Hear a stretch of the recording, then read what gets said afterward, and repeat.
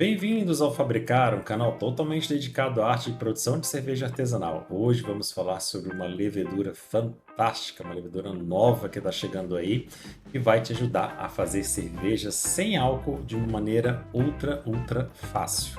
Vou te ensinar as características, como utilizar e algumas dicas para você apreciar essa levedura.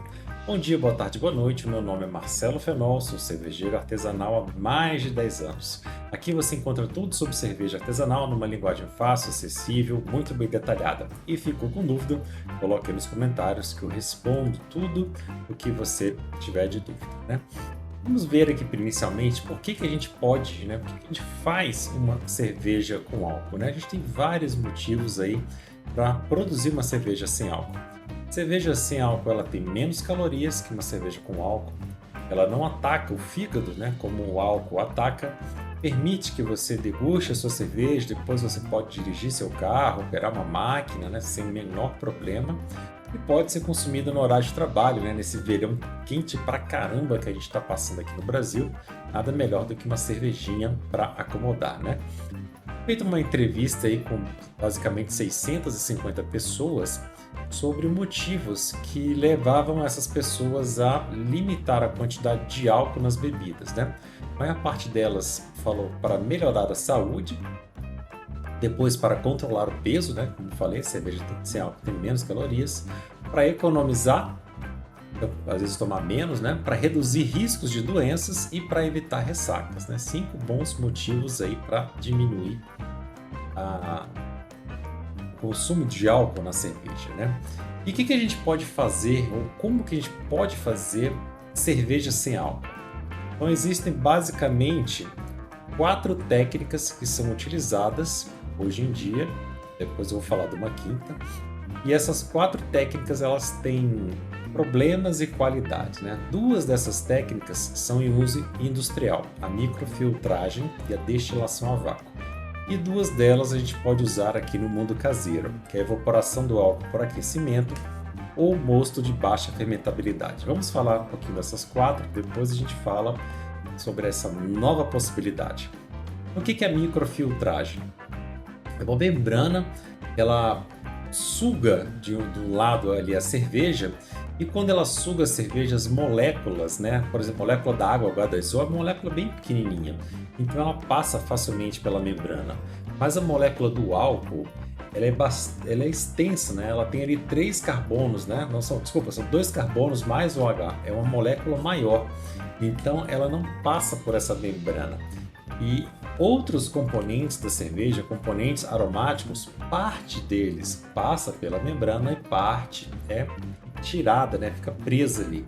Então esse método é extremamente caro, ele precisa de uma limpeza contínua, requer um equipamento especial em alta escala, né? Gasta muita energia nas bombas que puxam e gasta também para limpar o elemento filtrante.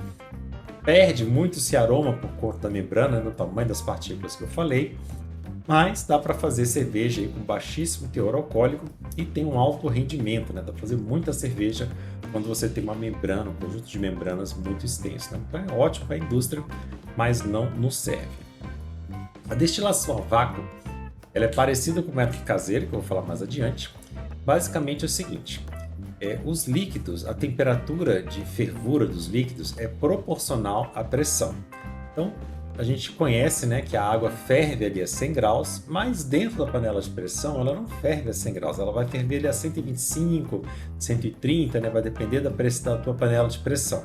Ou seja, quanto maior a pressão, maior é a temperatura que ela aguenta ficar líquido e a temperatura de ebulição é maior.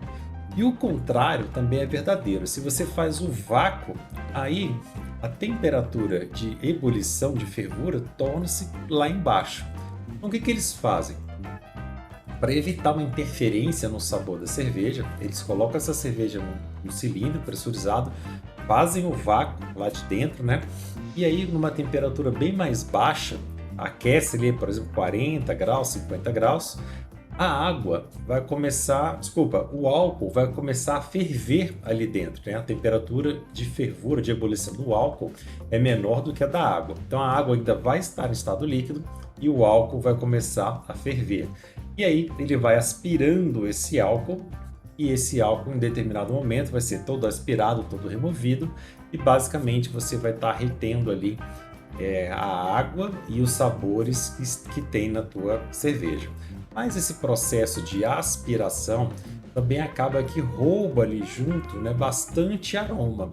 Então, muitas vezes, tanto nessa técnica como naquela técnica anterior, as fábricas e o caseiro precisa fazer uma rotina de acabamento na cerveja, por exemplo, aplicando depois da remoção do álcool uma técnica de dry hopping para voltar a ter mais sabor de cerveja, né? A gente consegue dar uma recuperada no que foi perdido.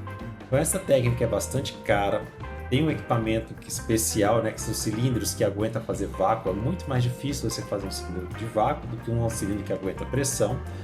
Ele tem um alto gasto energético, causa a mesma perda de aroma que eu já falei, mas permite você fazer cerveja com baixíssimo teor de álcool e com alto rendimento, tanques lá de 500, de 1000 litros ou ainda maiores do que isso. E agora a gente vai trazer aqui para o mundo do caseiro. O mundo do caseiro é parecido com esse que eu falei agora. A gente vai aquecer uma cerveja pronta, depois que você fez a fermentação, depois que você fez a clarificação dela, depois que você retirou ali a levedura, que você está com a cerveja pronta para o envase, só que uma cerveja que você não fez lupulagem de acabamento, você não precisa fazer aquela lupulagem de acabamento, somente o lúpulo ali de início de fervura e meio de fervura, tá? Nada de lupulagem de whey ou de nada disso. Aí você pega essa cerveja que está pronta para o envase e traz ela de volta para a panela. Você aquece essa sua cerveja até os 85 graus, que é a temperatura necessária para que o etanol evapore. E aí você vai deixar ali no mínimo uns 10 minutinhos, né? Entre 80 e 85. E quando chegar em 85, todo o álcool que tiver ali, todo não, mas 96% do álcool presente, ele vai conseguir ser evaporado. Vai ficar um residual que a gente não consegue retirar. Feito isso, né, você não precisa levar a temperatura mais alta, você vai desligar esse aquecimento, vai resfriar a tua cerveja e vai fazer a lupulagem de acabamento. Aí sim você pode ainda fazer um whirlpool ali naquela panela e depois resfriar e fazer um dry hopping, né? Um dry hopping mais intenso para trazer de novo essas notas que a gente procura na cerveja e também para dar uma escondida nos defeitinhos que vão aparecer. Mas um dos problemas que acontece nessa técnica é essa caramelização pelo aquecimento da cerveja, né, por um tempo ali bastante prolongado. E esse tipo de defeito, além de uns defeitos químicos, que não preciso entrar em detalhe, eles precisam ser escondidos, né, com essa lupulagem de acabamento. Então, essa técnica é muito legal para a gente fazer cervejas mais maltadas, cervejas escuras, mas para IPAs e NEIPAs, às vezes você vai sentir depois uma proximidade com aquela cerveja old school, né, por essas notas de caramelo que são adicionadas aí durante essa parte de aquecimento. A parte boa é que exige nada de equipamento novo, né? Você vai usar a mesma panela que você tinha e só vai acrescentar mais uma etapa quente e uma outra etapa de acabamento na cerveja. Uma coisa que é importante salientar aqui é o uso de alguns antioxidantes. Tanto o metabisulfito, que você vai colocar lá na preparação da água, quanto o ácido ascórbico, né, vitamina C, você vai colocar na preparação da água e depois no dry hopping. Porque essa volta que a gente tem de cerveja, né, vai e volta, acaba que você traz de novo oxigênio e trazer oxigênio para a cerveja é péssimo, você destrói a tua cerveja. Então o uso de antioxidante ajuda bastante, né? Então, meus amigos, a quarta e última técnica é montar um mosto de baixa fermentabilidade. De todas as técnicas que eu já usei, já experimentei, essa daqui é a pior de todas, tá? Como é que a gente faz pior de todas em relação ao sabor da cerveja final? Eu fiz só 2 vezes, não acertei no estilo que ficasse razoável. Mas como é que funciona essa técnica? A ideia é você fazer uma cerveja tanto com baixa OG quanto com baixa fermentabilidade. Ou seja, você vai preparar uma mostura ali bem curtinha, 15 minutos a 70 graus centígrados, e procurando uma OG de 1020, né? Uma OG ali bastante leve, como se fosse uma cerveja de 2% de álcool.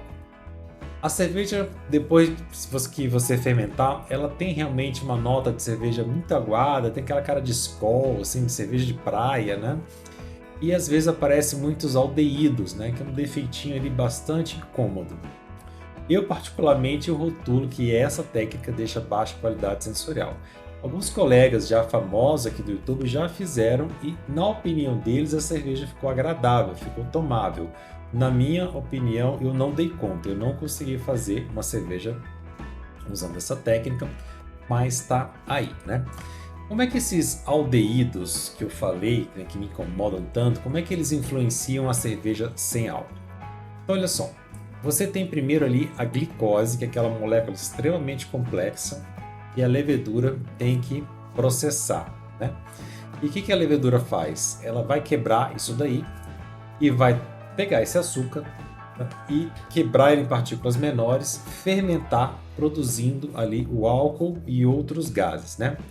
No final, essas leveduras reduzem esses aldeídos, né, em ésteres, e esses ésteres formam sabores da cerveja. Os ésteres são agradáveis, mas os aldeídos não. Então tem muitas leveduras que produzem cervejas sem álcool, que eu vou falar no final, leveduras, cervejas tradicionais e mais antigas para sem álcool, e elas deixam esse defeito de que é não reduzir esses aldeídos em ésteres. E aí fica um sabor bastante desagradável na cerveja. E se a gente pudesse então limitar a produção de álcool de uma maneira biológica, que não gerasse a nenhum aldeído e que minimizasse a produção de qualquer off-flavor, né? Isso aí seria o ideal, né? E tal uma levedura diferente, uma levedura que fosse parecidíssima com a levedura, com o comportamento que a gente conhece de uma cepa tradicional cervejeira, né? E ela produzisse ali um álcool bastante reduzido em relação a uma cerveja normal. Enquanto o total de açúcar disponível ela tem uma conversão ali de 95%, essa levedura teria uma conversão de somente 15%. Seria muito interessante, não é? Mas antes a gente dar uma continuada, você está gostando desse vídeo? Quer aprender mais? Quer aprender a fazer cerveja comigo? Que eu te ajude a resolver seus problemas cervejeiros, a construir receitas adequadas, entender métodos, equipamentos, ingredientes e ter um apoio nessa jornada cervejeira? Então não deixe para amanhã, faça hoje mesmo o meu curso de cerveja artesanal. São 20 horas aulas esse curso, passa por todos esses processos que você está vendo aí na sua tela, né? Glossário, braçagem, equipamentos, moagem, preparação, mosturação, fervura, fermentação em vase, carbonatação forçada. Tem mais 3 módulos bônus, um deles é de criação de receitas, e vai ter a mim disponível aí para tirar todas as suas dúvidas durante essa jornada cervejeira. Não deixe para amanhã, acesse marcelofenol.kbook.com.br ou aponte seu celular para esse QR Code. Tem um desconto excelente se você entrar ali no chat e pedir um desconto especial porque você assistiu essa videoaula, tá? Desconto fenomenal, não deixe de assistir. Voltando aqui para nossa aula de hoje, o que eu tenho para te trazer é a levedura Lona de low alcohol, né? É uma levedura nova feita pela Lallemand, né? Disponível já no Brasil e que vai te trazer essa experiência fantástica. Então, o que é a Lona? Ela é uma levedura híbrida, tá? Ela não é geneticamente transformada, então não tenha medo, né? Ela é feita de um cruzamento de outras leveduras e ela é negativa para a fermentação da maltose, da maltotriose, da frutose e de qualquer outro açúcar mais complexo. Ela só é capaz de fermentar a glicose, que é aquele açúcar mais simplesinho, somente uma molécula que a gente tem na cerveja. Olha que interessante. Todos os outros açúcares serão reduzidos, né? Ficarão residuais ali na cerveja. Então presta atenção nisso, porque na hora que eu falar do processo, é fundamental você entender a única modificação que você tem que fazer para você não ter uma cerveja doce, tá? Uma cerveja que tenha maltose ali presente. Então ela tem baixo custo, ela é mesmo preço de uma cepa tradicional, tem o mesmo método de tempo, a mesma cinética aí de uma ale tradicional, tá? E ela vai produzir uma cerveja com baixo teor alcoólico, sem off flavors e com uma excelente redução de aldeídos. Vamos pensar aqui primeiro em algumas leveduras tradicionais, até a gente chegar na lona, para você entender o que diferencia uma levedura de outra. Então, olhando esse gráfico aí na tela, a gente tem lá do canto superior direito, né, os tipos de cepa que vão aparecer. Então, primeiro a gente tem as cepas que são chamadas diastáticos. São as cepas, né, as leveduras, que são extremamente atenuativas. Elas fermentam praticamente qualquer tipo de açúcar, incluindo glicose, maltose, maltotriose e dextrinas, né, que tiverem ali. Então, o que a gente conhece de leveduras diastáticos? A gente conhece as Brettanomyces, né, são diastáticos. Algumas cepas belgas, né, também são diastáticas. Algumas leveduras de Weizen são diastáticas, né, tem essa atenuação mais acentuada, e algumas leveduras trapistas também são diastáticas. Okay? Depois a gente tem as leveduras mais tradicionais, a maior parte das ales e das lagers, que tem alta atenuação, não é altíssima, né, é uma alta atenuação. Elas atenuam a glicose, a frutose, a maltose, a maltotriose, mas elas não fermentam dextrinas. E aqui a gente tem, vamos dizer assim, 95% das leveduras estão nessa classificação, a maior parte delas. Na sequência, a gente tem leveduras chamadas maltotriose negativas.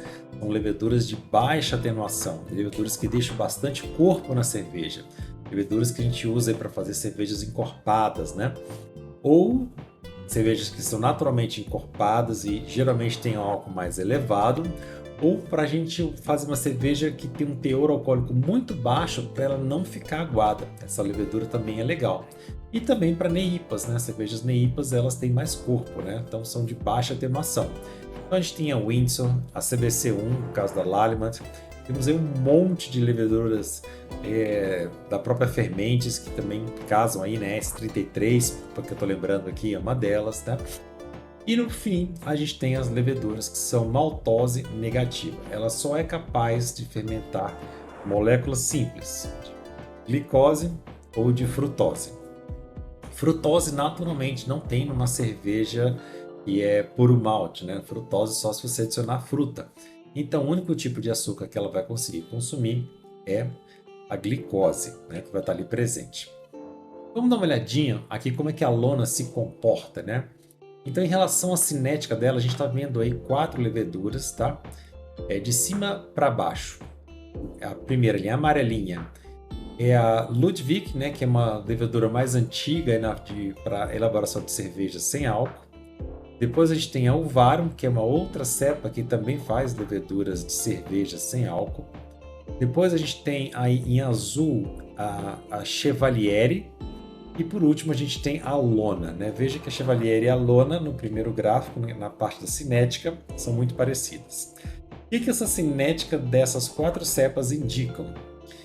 Que enquanto a Uvarum, que é a roxinha, e a Ludwig, elas têm uma cinética lenta, elas levam muitos dias para atenuar, né? Aquela fermentação mais arrastada, tanto a lona quanto a Chevaliere tem uma atenuação muito rápida, então você tem uma fermentação ali de 3 dias, o que é ótimo para nós, né? Faz uma cerveja bem rápido. Então, já um ponto positivo para a lona. Em relação à produção de álcool, nós vemos ali que a Ludwig é a que tem a menor produção de álcool de todas, fica entre 0,1 e 0,2, ali mais ou menos 0,12% de álcool. Depois temos a Uvarum, ali com 0,3%, e a Chevaliere e a lona com 0,4%. É uma quantidade bem pequena de álcool produzida pelas essas 4 cepas, né? E, no geral, a gente vê o comportamento da lona muito bom. Mas agora, aquele pulo do gato que eu comentei antes, né? Como é que a gente vai produzir um mosto de baixa fermentabilidade para a gente não ter um mosto doce? Então, olha só. Esse gráfico daí, ele representa a atuação em azul da enzima, né, da beta-milase, e em vermelho da alfa-milase. E a gente consegue observar que em 62 graus a beta-milase tem o pico dela, enquanto lá em 70 graus a gente tem a alfa-milase no pico dela. E quando a alfa-milase está em 70 graus, né, em 100% de eficiência, a gente percebe que a beta-milase está lá embaixo, está em um pouquinho menos de 20%, mas ainda está agindo beta-milase. Então, olha só, o papel da beta-milase é fazer maltose, ela só faz maltose, que é o que a gente quer nas cervejas normais, né? Cadeias duplas ali de glicose. Só que se eu produzir maltose e usar a lona, o que vai acontecer? Eu vou ter uma cerveja muito doce no final, vai ter gosto de mosto, vai ficar muito doce, vai ficar enjoativa. Então a gente não quer que a beta-milase haja durante essa mosturação. A gente quer que a alfa-milase haja, que a beta-milase seja desnaturada praticamente e que a gente tenha ali açúcares complexos e um pouquinho de glicose que a própria alfa-milase vai dar, tá? Então, pega esse pulo do gato aí. Então, como é que fica quando a temperatura do mosto é maior do que 70, né? Então, olha só, eu tenho aqui nesse gráfico, primeiro gráfico, mosto a 70, 75, 80, 85 e 90 graus de temperatura. O mexe-in nessa temperatura, espera a água aquecer nessa temperatura e foi colocado os grãos, né? E aí o que a gente percebe aí desse gráfico? Que quanto maior a temperatura, de 75 até 85, houve menos produção de maltose, né? A maltose diminui ali com o tamanho. Só que a partir de 85 a maltose acaba que aumenta pela própria desnaturação do amido em si, né? Dos açúcares complexos que estão ali. Então, se aumenta ali a partir de 85, imagina 100 graus centígrados, vai aumentar muito mais. Então, para fazer uma cerveja sem álcool, além de eu ter que fazer uma mosturação para privilegiar a alfa-milase, que está ali em 70, né? Vamos pensar em 72, para praticamente a beta já está desnaturada. Eu não posso ferver esse mosto por muito tempo. Eu tenho que ferver o mínimo possível para que não ocorra a quebra dos açúcares durante a própria fervura, sem presença das enzimas. Olha o segundo gráfico. O segundo gráfico vai dar o perfil de tipo de açúcar em relação à temperatura. Veja lá que a gente começa em 72, onde 72 eu tenho uma presença mínima de dextrinas, né? Um pouquinho de glicose, que é o que é fermentado, um pouquinho maior ali de maltotriose, que não tem sabor doce e não é fermentável, e eu tenho bastante maltose ali, olha lá, ó, 14%, né? 14 gramas por litro, desculpa, de maltose, que vai deixar sabor doce na minha cerveja. E eu não quero isso. O que vai acontecer? Se eu aumentar de novo a temperatura de mash-in, eu consigo diminuir isso daí para uma redução ainda maior do meu percentual de álcool. Então, se o meu objetivo for fazer uma cerveja que tenha quase 0% de álcool, segundo esse gráfico, a temperatura de mosturação deveria ser ali em torno de 85, 87 graus centígrados. Só que quando a gente volta aqui e observa 80 graus centígrados, a alfa-milase já era. Eu já não tenho mais enzima que consiga fazer esse tipo de redução.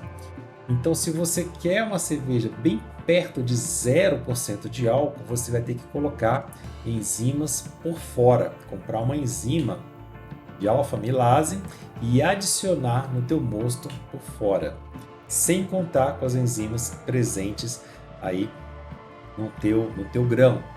Ela já vai estar desnaturada, mas as enzimas artificiais complementares, elas suportam temperatura mais alta. Por outro lado, se você é caseiro e quer fazer a cerveja com redução de álcool, colocando naquela temperatura de 72 graus, a gente tem ali somente 14 gramas por litro de maltose. E essa maltose não vai ser convertida em cerveja, mas vai dar um sabor doce. E aí, o que que você vai fazer para você não ter essa pegada doce? 3 segundos para você dar a resposta. 1, 2, 3. Você vai aumentar o IBU da tua cerveja. Então, se a tua cerveja está com a pegada doce, o que contrabalanceia o doce? É o amargor. Então, prepare-se ou entenda que para esse tipo de cerveja, sem usar as enzimas e fazendo uma misturação na casa dos 72%, você vai ter que provavelmente aumentar o amargor ali mais ou menos uns 10%, 20%, para não ter esse residual doce no teu paladar. Falando isso para quem tem um paladar mais desenvolvido. Se às vezes você ainda não tem esse paladar tão desenvolvido, capaz que você não perceba nada disso daí e aí você toca o barco, tá? Esse que eu passei é um detalhezinho mais avançado. E agora? Vamos entrar na parte mais prática da coisa, né? Eu posso usar grãos especiais para fazer cerveja sem álcool? Posso usar grãos caramelo, grãos torrados? Sim, você pode. Esses grãos especiais, eles inclusive ajudam a diminuir os açúcares fermentáveis e aumenta a sensação de corpo e de boca na cerveja, né? Principalmente se for de baixa OG. Como a gente está preparando um mosto, né, de baixa OG, essa presença desses grãos especiais vão sustentar, vai dar mais estrutura, não vai ficar aquela cerveja ralinha na boca. E se aparecerem off flavors? Então, aqui tem 4 off flavors, bem como os métodos que você pode usar para estar tirando eles. Se for aldeídos não convertidos em éster, esses aldeídos são um pouquinho mais complicados, mas você pode usar PVPP, pingar lá na tua cerveja antes do invase, né? O PVPP vai absorver, vai arrastar para o final. Sílica gel, né? Também faz o mesmo processo de arraste. Próprio gelatino também arrasta um pouco de aldeído. Ou fazer purgas de CO2 ou de nitrogênio, né? Que pega esses aldeídos e joga ali pelo airlock. São possibilidades. Veja o seu estilo, veja o que está mais na mão e use a técnica aí que vai ser mais adequada a você. Você vai ter que entender e decidir por si mesmo, inclusive entender, né, a pegada do aldeído, como ela é. Se for de acetil ou se for algum dos compostos baseados em enxofre, né? Aí você pode usar nutrientes na fermentação. Aumentando a carga de nutrientes, né, a levedura lona ela é capaz sim de processar tanto o residual de diacetil quanto os de enxofre. E aí você vai fazer uma parada de acetil uma temperatura um pouquinho mais alta do que o tradicional, entre 22 e 24 graus centígrados, né? Por 1 ou 2 dias deve ser suficiente para a levedura processar esses defeitos. Fenóis não vão aparecer na tua cerveja. Se está aparecendo presença de fenol, né, que é aquele picante, procura aí que deve ser alguma outra coisa, como por exemplo centeio, né? Centeio traz fenol, porque a lona ela é POF negativa, né? Ela não produz fenóis, né? Ela produz ésteres, mas fenóis, desculpa, ela produz outros compostos, mas fenóis ele não produz. E se vierem ésteres, né? Ésteres frutados, né? Então a lona também não produz ésteres, ela é uma levedura neutra. Então não se preocupe com defeitos de fenóis ou ésteres, que a levedura não vai te trazer esse tipo de problema. Então como é que a gente vai usar a levedura lona? Então eu vou te dar aqui algumas sugestões. A técnica 1 é você pensar numa receita com uma OG ali em 1032, fazer uma mosturação tradicional, tá? 66 graus, que você está acostumado, 1h30 de duração. Ajusta o pH para 4,3 a 4,6, isso aqui é uma coisa importante para você ter uma proteção microbiológica maior, né? Já que você não vai ter álcool para matar bactéria, você precisa ter um pH mais baixo para que essas bactérias não sobrevivam. Aí você faz o pitching rate tradicional de ale, polvilha a levedura ali numa boa, sem precisar hidratar, faz uma fermentação 20 graus centígrados por 4 dias, espere uma floculação média aí da tua levedura, vai ter uma atenuação entre 16% e 20%. Isso significa que a tua cerveja vai ficar no final entre 0,8 e 1,1 de álcool. É uma cerveja sem álcool? Não. Não é uma cerveja sem álcool, mas é uma cerveja bastante reduzida de álcool. Olha, ela é pelo menos 80% menos álcool que uma cerveja normal, né? Ela é 5 vezes menos do que uma cerveja normal. Então é bastante álcool a menos. Já te ajuda muito na relação de saúde, por exemplo, de emagrecimento. Mas ela vai permitir você dirigir um carro? Não, não vai permitir. Tá? Então serve para esse tipo de cenário. Com a cerveja pronta, abaixa mais um pouquinho ali o pH entre 3,9 e 4,1. E se você for fazer prime, aí basta você acrescentar 2 gotinhas de uma levedura tradicional para você conseguir esse prime. Não vai funcionar prime com lona, tá? Pega uma levedura qualquer que você tenha, bota 2 gotinhas ali por garrafa, que é suficiente para você conseguir carbonatar. Vamos agora à técnica número 2, né? Então, olha só, esse gráfico aqui resume uma mosturação feita em 65 graus centígrados contra uma de 70 graus centígrados. Em 65 graus centígrados, nós temos aqui uma ação muito grande da beta-amilase. Então, a gente tem um nível de maltose enorme, né? Produziu maltose pra caramba. Produziu também um pouco de glicose. No caso, uma quebra de uma... Quando a gente tem lá uma molécula tripla, né? E a beta-amilase atua aqui, acaba que ele cria uma maltose aqui e joga uma glicose de fora. Ou a alfa atuando em qualquer parte da cadeia ramificada, né? Quando ela quebrar um, vai gerar glicose. Maltotriose a gente tem uma quantidade menor, né? E dextrinas finais a gente tem bem reduzido quando a gente faz a mosturação a 65. Por outro lado, se você fizer ali a 70 graus centígrados, você já vai ter um outro cenário. Menos glicose, uma quantidade ínfima de maltose, ou seja, não vai ter residual doce para a tua cerveja, não vai ter que mexer com amargor, com aumento de BU, né? Uma maltotriose um pouquinho menor, ali mais próximo, e bastante dextrinas, que só trazem corpo para a cerveja. Dextrinas elas não têm sabor nenhum, não são doces, mas elas dão corpo. Como é que você faz cerveja usando essa técnica? Então você vai fazer uma mostura com mesh in 72 graus centígrados. Aquece a água, deixa chegar lá em 72, ou até passa um pouquinho, 74, joga os grãos, faz uma mostura ali de meia horinha e não faz fervura, tá? Não faz fervura para não ter aquela quebra de açúcares que eu expliquei antes, né? Pela hidrólise ali. E aí você vai ter uma atenuação esperada já menor do que a anterior. 14 a 18%, uma cerveja final entre 0,5% e 0,7% de álcool, bem menor já, né, do que a anterior. Então aumenta um pouquinho de complexidade e você tem uma redução aí de quase 50% de álcool em relação à técnica anterior, mais reduzido ainda. Qual é a técnica número 3? A técnica número 3 é aquela que eu falei de usar a enzima manualmente. Então você vai fazer uma mostura ali de 86 graus centígrados por 30 minutos para ter algum tipo de hidrolisação, né, para que saia ali o mosto, o amido de dentro do grão e venha para a água. Vai colocar ali a enzima em cima disso daí para você ter um mínimo ali de glicose possível, né, para ter essa mosturação. Não vai fazer a fervura e aí você vai ter uma atenuação ainda menor, de 10 a 15%. Uma cerveja final entre 0,3 e 0,4% de álcool.